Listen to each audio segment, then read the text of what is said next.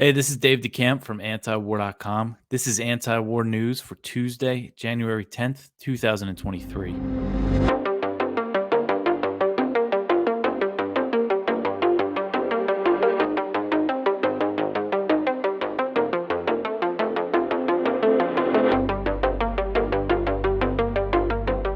All right, first story at the top of antiwar.com today. Former U.S. officials say that time is not on Ukraine's side. And these former U.S. officials are Condoleezza Rice, the former Secretary of State, and Robert Gates, the former Secretary of Defense. And they warned in an op ed published by the Washington Post on Saturday that time is not on Ukraine's side as its economy is in shambles and the country is entirely reliant on foreign aid. The former official said that Russian President Vladimir Putin believes that he can wear down the Ukrainians and that US and European unity and support will eventually erode. And they said that while Russia's economy is going to suffer as the war continues, Russians have endured far worse. Ukraine, on the other hand, they said, has an economy that's in shambles and the country is entirely reliant on aid from the US and its allies. They said in this piece, quote, millions of its people have fled, its infrastructure is being destroyed, and much of its mineral wealth, industrial capacity, and considerable agricultural land are under Russian control, end quote. So Rice and Gates said that absent any major Ukrainian breakthroughs, the West will pressure Ukraine to Kiev. The West is going to pressure Ukraine to negotiate a ceasefire. They said, quote, under current circumstances, any negotiated ceasefire would leave Russian forces in a strong position to resume their invasion whenever they are ready. That is unacceptable, end quote. So what's interesting here is that they kind of go against the narrative that Ukraine is winning, say that it's, the country's been destroyed. But then they go ahead and make the argument that the U.S. needs to really ramp up military aid. Their prescription to help Ukraine on the battlefield is a dramatic increase in Western military aid in the form of longer range weapons and heavier equipment. They wrote, quote, Congress has provided enough money to pay for such reinforcement. What is needed now are decisions by the United States and its allies to provide the Ukrainians the additional military equipment they need, above all, mobile armor, end quote. So they're calling for more armor, and this came after the U.S. announced that it would send Bradley fighting vehicles, which are armored vehicles designed to transport infantry troops. They called this commendable, but they said heavier tanks are needed to be provided as well. They also said they should send longer range missiles, advanced drones, significant ammunition stocks, more reconnaissance and surveillance capability, all sorts of stuff. They say they need it now, not in months. So they're really calling to ramp up the aid. And what's interesting is that they say in this piece that defeat is not an option for Russia and Putin. They say Putin can't lose this war, from his perspective. But they make no mention of the risk of nuclear escalation. And they imply that the U.S. must help Ukraine win at all costs. And the way they phrase it here, they call Ukraine a determined partner that is willing to bear the consequences of the war so we don't have to. Again, it kind of echoes of, fighting. We're going to fight Russia till the last Ukrainian, which Lindsey Graham basically said outright at one point. And then the two officials in this article, they claim that Russia wants to conquer all of Ukraine, and they imply that Russia would move into NATO territory after that. There's not really any reason to believe that. And they also ignore the real motives for the war, which include NATO expansion and U.S. support for Ukraine after the 2014 ouster of Viktor Yanukovych, the former Ukrainian president. There are other motives for Russia's invasion as well, but those are two very important ones. And Gates, he previously recognized that NATO's eastward expansion and attempts to absorb Ukraine might provoke Russia. He said this himself. Now, Gates, he was Secretary of Defense, I believe, from 2006 under George W. Bush, or maybe 2005. to 2011, so a little bit under Obama too. So in this memoir that he published in 2014, Gates said, and this is a quote from him, quote, trying to bring Georgia and Ukraine into NATO was truly overreaching, end quote.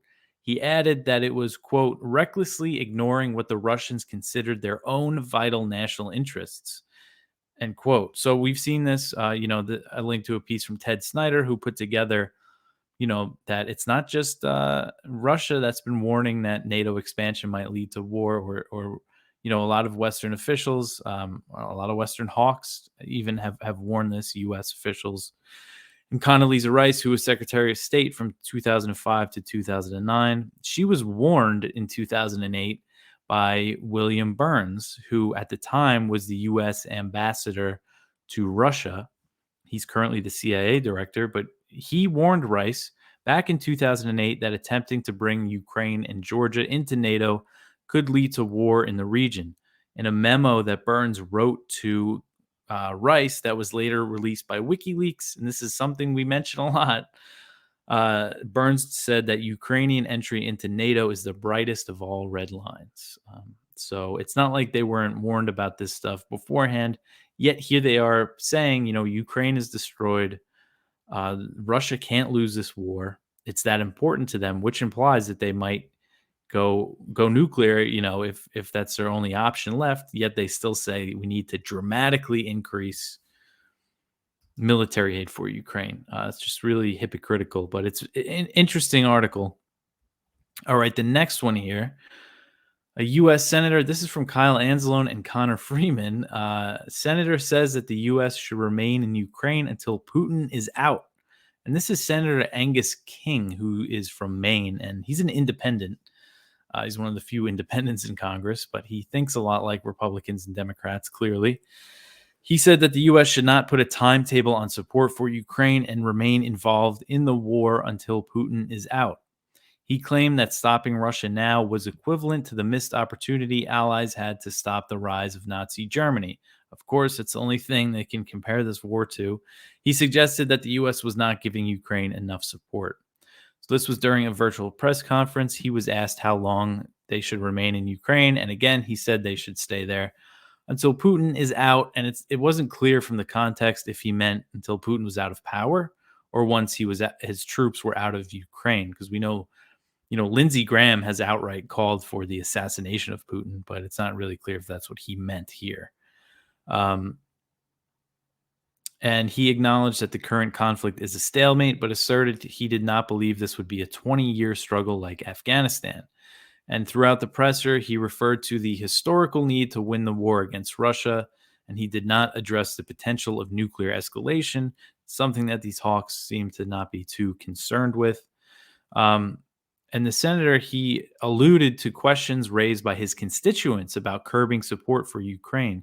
He said that he gets letters every now and then by people saying, why are we doing this? And of course, he says, if we don't do it now, it's going to spread. Again, the same thing Gates and Rice were saying that we hear all the time. And he claimed, if Putin's not stopped in Ukraine, he's going to conquer more of Europe. Just ridiculous hawkishness from this Senator King.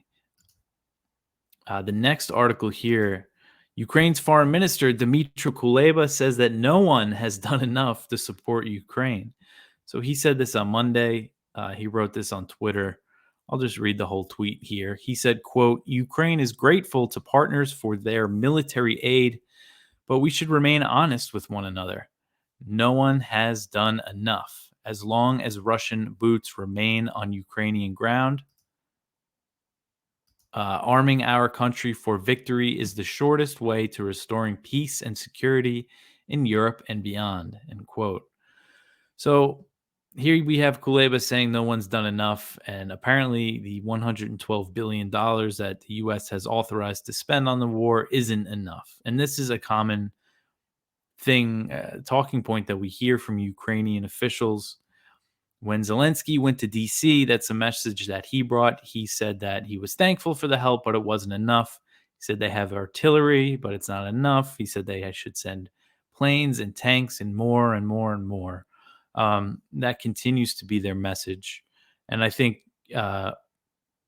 maybe this is one of the ways kind of highlighting their attitude is a way maybe to turn some more Americans against this policy.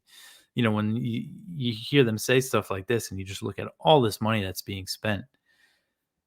Um, all right, the next article here. So the UK is considering supplying Ukraine with Challenger 2 tanks, which is its main battle tank.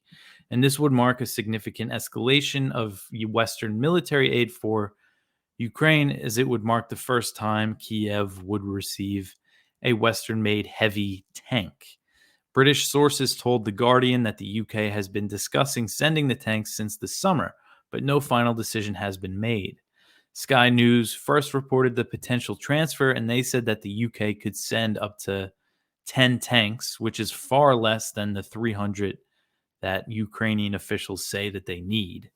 The UK only has a fleet of 227 of these tanks, so it's not that many. They're not really in a position to send a whole bunch to Ukraine.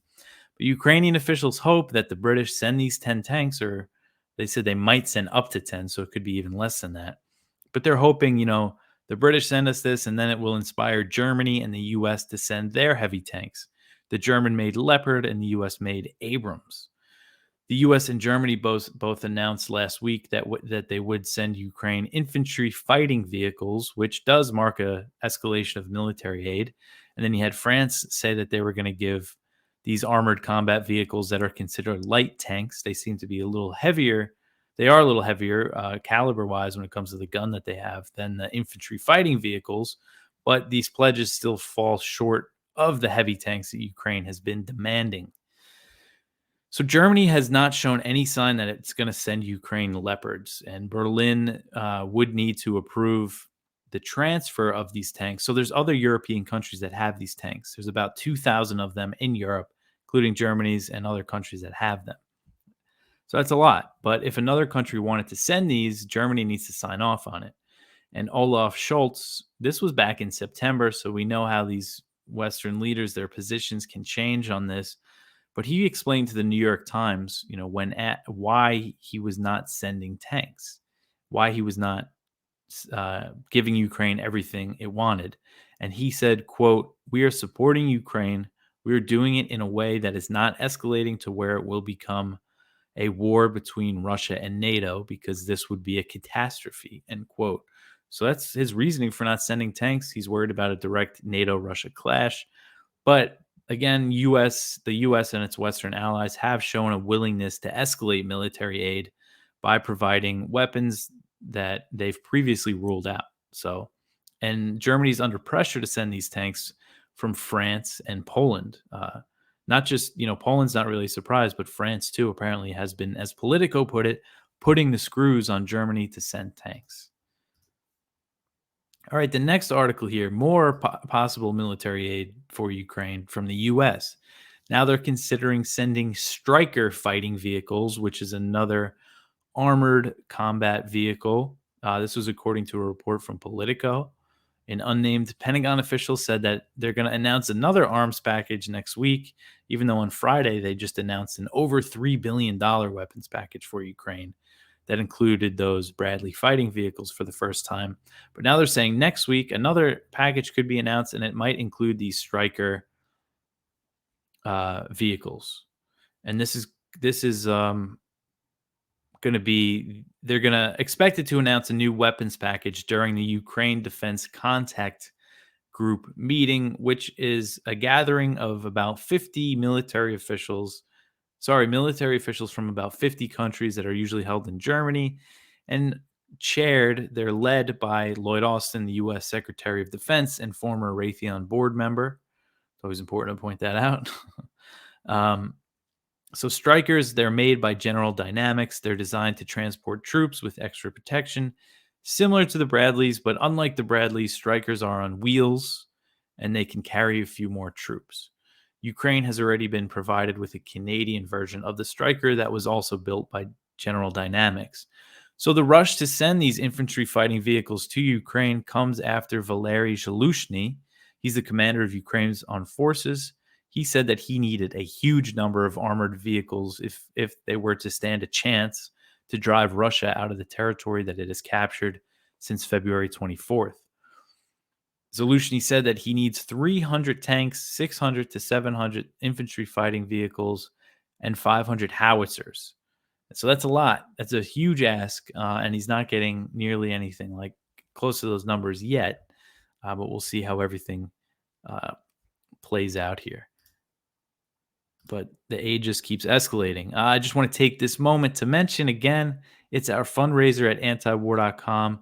And, our message for this time around is, can we really, prevent war with Russia? Is war with Russia really on the horizon? As unthinkable as that could be, because it would mean nu- likely very quickly mean nuclear war.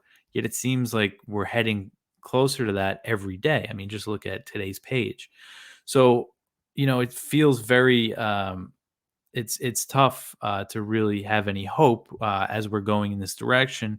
We really think, one of the best ways to make change is to inform more people, and that's what we're all about. And that's the whole point of all this news coverage that I do, because if people just follow the news, you have much more knowledge of US foreign policy than anybody in Congress, really, if you follow the news this closely.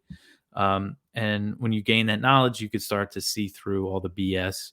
And our reach really is growing. We get reprinted by a lot of sites that have a lot more readership than we do. And we do have a good sized readership as it is, but it really does spread out. A lot of these articles that I write, and this show is growing too. So please support us, antiwar.com/donate. We're entirely reader funded. That's how we get by. That's how I'm able to do this show. So again, antiwar.com/donate. Help us get started, off to a good start for this fundraiser. All right, I still have a lot to go over here. I wrote 8 articles today. That's a lot. A lot of people don't do that, but that just shows the amount of content that we put out each day. Today was a big day, so let's get through it.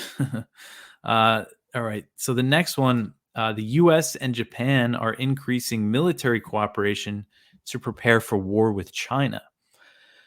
So this was the top U.S. Marine Corps general in Japan told this to Financial Times. He said the U.S. and Japanese militaries are increasing cooperation to prepare for a possible war with China over Taiwan or in other areas of the Asia Pacific. Lieutenant General James Berman, he's the commander of the 3rd Marine Expeditionary Force and of Marine Forces Japan. He said that the U.S. military was preparing for a future conflict in the region the same way it did in Ukraine in 2014, following the US-backed ouster of Viktor Yanukovych. So basically what Berman said here is that I'll just read the quote. He said, quote, "Why have we achieved the level of success we've achieved in Ukraine? A big part of that has been because after Russian aggression in 2014 and 2015, we earnestly got after preparing for future conflict, training the Ukrainians, pre-positioning of supplies, identification of sites from which we could operate to sustain operations. We call that setting the theater. And we are setting the theater in Japan, in the Philippines, in other locations," end quote. So he's saying they're setting the theater the same way they did in Ukraine. So that's a pretty big implication, directly comparing future war with China to the war in Ukraine. And his comments came after Kishida, the Japanese prime minister, announced a major overhaul of the Japanese armed forces that involves doubling Tokyo's military budget. And Kishida is making his rounds, meeting with G7 leaders this week, and he's expected to visit with Biden on Friday, I think. He's going to be in D.C., and they're going to strengthen the U.S.-Japanese military alliance even more. And a big part of the U.S. preparation for war with China is the Marine Corps. They're undergoing a pretty major overhaul. They're shifting away from counterinsurgencies in the Middle East toward preparing for war in the Western Pacific, as they once fought against Japan. Here, they're allying with Japan in a future war with China. And the U.S. is also planning to build 5 new military facilities in the Philippines as part of this buildup. Although Marcos Jr., the Philippine president, he's also trying to keep good relations with China. So we'll see if he's willing to really sign off on like a major military base they might be smaller military facilities. It's not really clear yet. But yeah, I mean, they're saying it. They're preparing for war with China. Um, okay, so the next article here, China launches more military drills around Taiwan over collusion between Taipei and external forces. So China's People's Liberation Army, they said in a statement that they launched more military exercises around Taiwan on Sunday to counter the collusion between Taiwan and external forces as US and other Western support for Taipei continues to increase. So the PLA, they said that they conducted land strikes, sea assaults, and other exercises. And Taiwan's defense ministry said it detected 57 PLA warplanes in areas around Taiwan, including 28 that crossed the median line, which they used to never cross until Nancy Pelosi visited Taiwan. Now it's a regular thing. And the important point here that I always drive home is that Chinese military activity in this area has a direct correlation with US and other Western support for Taiwan. PLA flights around Taiwan nearly doubled in 2022 compared with the previous year, with much of that activity following Pelosi's visit. So Sunday's drills, again, there's usually a correlation, and they came ahead of a visit to Taiwan by a high-level German parliamentary delegation. They arrived on Monday, and a U.S. trade delegation is also set to visit Taiwan later this week. They're expected to get there on Saturday. Okay, the next article here. This is another one from the Libertarian Institute from Kyle Anzalone and Will Porter. Pentagon to construct a new Pacific military base, and this is in Palau, which is a Pacific island nation. If you're looking at the video, you could see highlighted in red here is where it's located, just north of Indonesia. So the Pentagon is set to begin construction on a new naval base in the Pacific island nation of Palau, with a private contractor awarded more than $100 million for the installation, which will house a new advanced radar system. So this is the first project, is that they're building this radar that they're hoping will have over the horizon capability, meaning, and these, from what I understand, this radar system has a very long range. So from Palau, they'll be able to keep a close eye on Chinese military activity in the region from this base. And this is all part of that buildup in the Asia Pacific that the Biden administration is following through on, that, the US in general is moving in this direction, as we were just discussing in that article about Japan and the Philippines and China. So this is just more of that. And I know the US has been struggling to find a place for new military bases when it comes to the Southeast Asian countries. Like Cambodia doesn't want anything to do with it. Vietnam doesn't want anything to do with it. Singapore doesn't either, or Indonesia. The Philippines, since they're a longtime treaty ally, looks like they're going to have some luck there. So Palau has offered to host a new military base. So I think they're going to settle for that for now, although I think they would like to be a little closer to China. Okay, the next one here. House Republicans are divided over a potential military budget cut. So Kevin McCarthy, who was just elected Speaker of the House after a lot of drama, I believe they held 15 rounds of votes for the first time since 1860.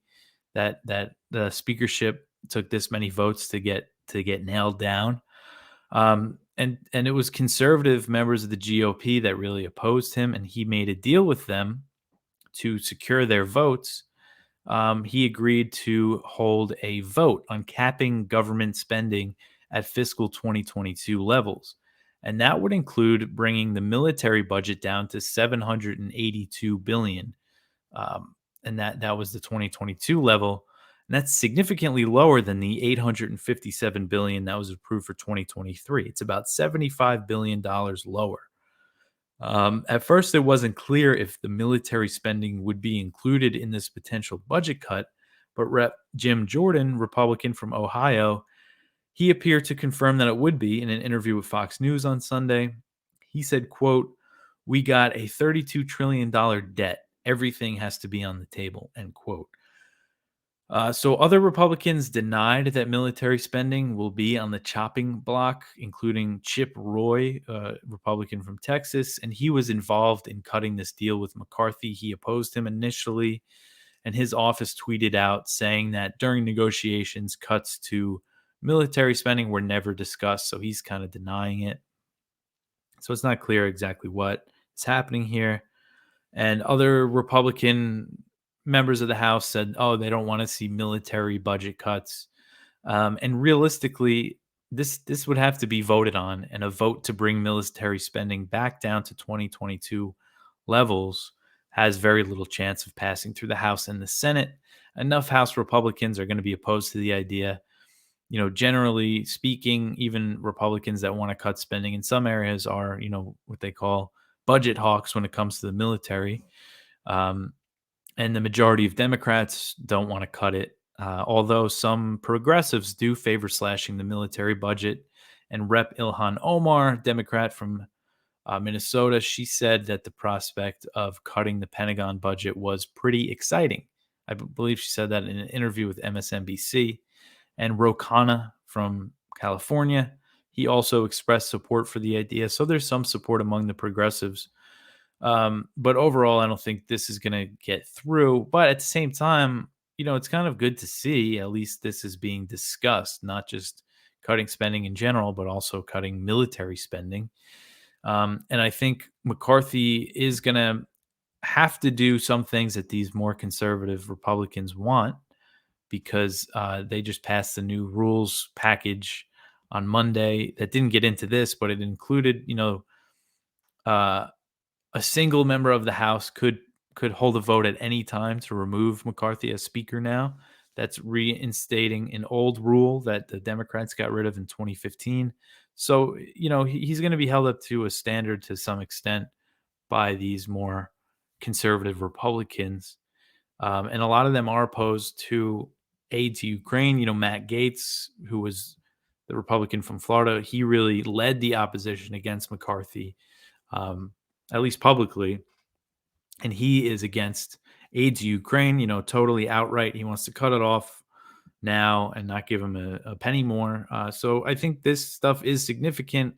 Again, it's not really going to happen. And I mean, bringing it down to 782 billion, it's not like that's a measly amount, and it's not even really a cut because that was last year's spending. It's just they increased it so much that at 75 billion is a huge number. So we'll see what happens as this plays out, but I just think it's good to see Republicans speaking out against military spending. You usually don't see that. All right, in the last article in the news section today, Netanyahu tells AIPAC that it's time for the U.S. and Israel to close ranks on Iran. So Netanyahu said this. He addressed the AIPAC, the pro-Israel lobby group in the U.S. He addressed them by video. He said it was time for the U.S. and Israel to become more closely aligned on Iran.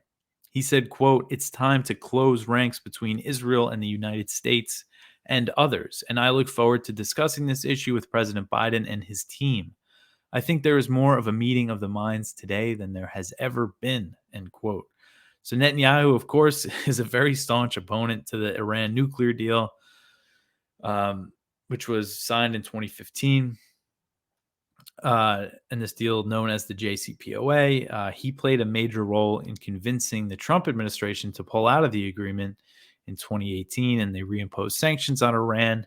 And now that he's presiding over a new Israeli government, he's set to continue Israel's hawkish approach toward Tehran. And he could be more hawkish than his predecessors, although they were major Iran hawks too. The Biden administration does appear to be aligned with Netanyahu, as President Biden recently said that the JCPOA was dead and he's ramped up sanctions on Iran. Jake Sullivan, the national security advisor, he made clear on Monday that the administration had no intention of engaging with Iran to revive the JCPOA. He said that their priority right now is not the JCPOA, and they're working on ways to increase pressure on Iran. And he also pointed out that none of Netanyahu's predecessors favored the JCPOA either. So he's talking about the various Israeli prime ministers that they've had during Biden's time in office, which has been a few. He said, quote, "We had Netanyahu for the early months. Then we had Prime Minister Bennett, and then we had Prime Minister Lapid. One thing that all three of those men had in common: none of them liked the JCPOA, end quote.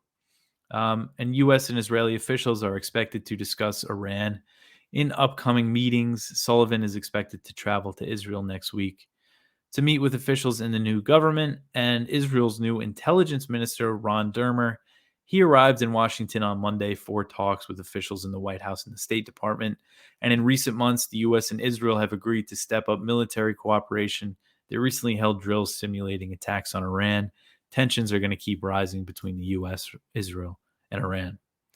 So that's it for the news. Check out the viewpoints that we have today.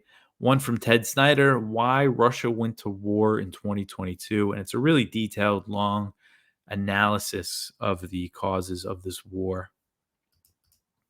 One from Doug Bandow: Time to Stop Defending the Rest of the World, which sounds good to me.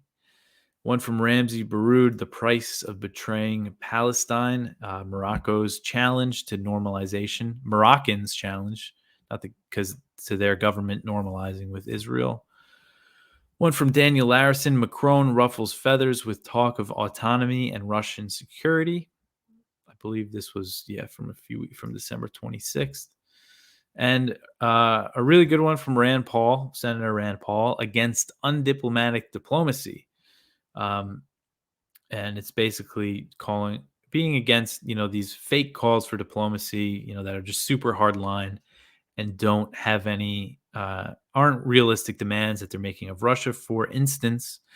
And he actually talks about the JCPOA and the Iran nuclear deal. And he initially opposed the deal when it was signed in 2015. But it sounds like in this, he's admitting that he was wrong in that opposition, and he's been really good on this issue. So it's good to see him turn around on that. And he recently had a good article about Taiwan, about how the U.S. shouldn't change the status quo. So Rand Paul, when it comes to foreign policy, he's been pretty good. He's been good lately, which is good. But anyway, that's it. That's everything for today. Again, a ton of stuff to go over there. So, we need your help to keep this site running. Go to antiwar.com/donate to do that. Like and subscribe to the show on YouTube, share it around, leave reviews on Apple Podcasts. Again, if you can't support us financially, do stuff like that. It really helps out. That's it for me for today. I'll be back tomorrow with a lot more news for you. Thanks for listening.